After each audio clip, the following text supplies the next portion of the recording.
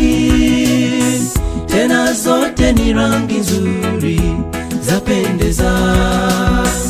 Ipo nyeupe, nyekundu na njano, zote za kupendeza sana, tena nyeusi na rangi ya chenza, kijani na kadhalika.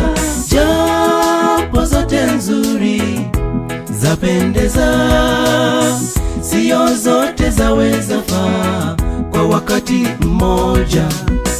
Mtu mmoja kwa mapenzi yake ataichagua rangi fulani atakayejisikia yampendeza kuliko zile rangi nyingine. Chunga usijifanye mjanja kwa machaguzi yake. Ukisema rangi ni rangi, yoyote yaweza faa.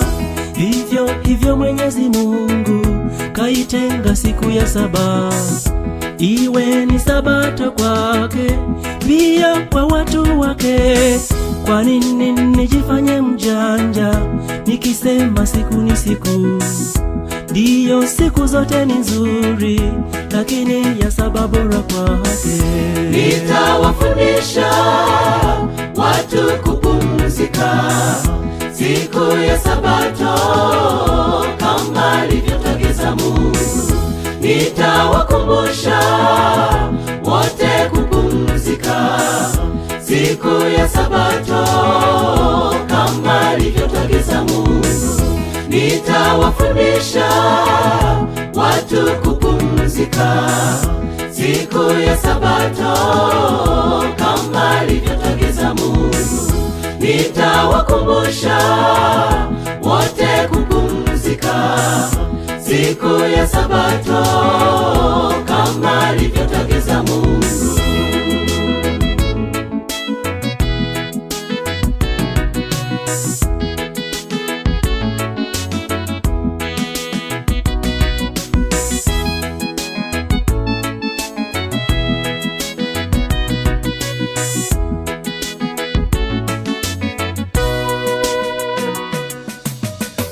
Mataifa yetu mbalimbali yanazo bendera zake nzuri, wote twaziheshimu. Zipo rangi zilizochaguliwa kuzipamba hizo bendera, pengine nyeusi na kijani, nyekundu na kadhalika. Je, itakuwaje siku moja mtu mmoja kujifanya ujanja na kuzibadili rangi? Pale palipo rangi ya kijani, yeye akaweka nyekundu, tena pale palipo na njano, yeye akaweka nyeupe. Hivyo akasema rangi ni rangi, hiyo nayo ni bendera tosha. Tafakari sana. Bila shaka mtu kama huyo atahukumiwa kwa kutoliheshimu taifa lile, pia na bendera yake. Hivyo atahukumiwa mtu ajifanyaye mjanja kwa kusema siku ni siku ya saba sio bora sana.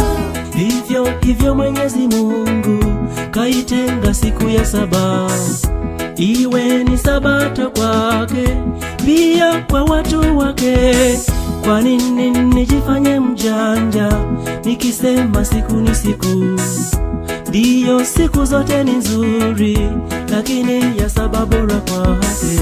Nitawafundisha watu kupumzika siku ya sabato kama alivyotagiza Mungu. Nitawakumbusha wote kupumzika siku ya sabato kama alivyotagiza Mungu.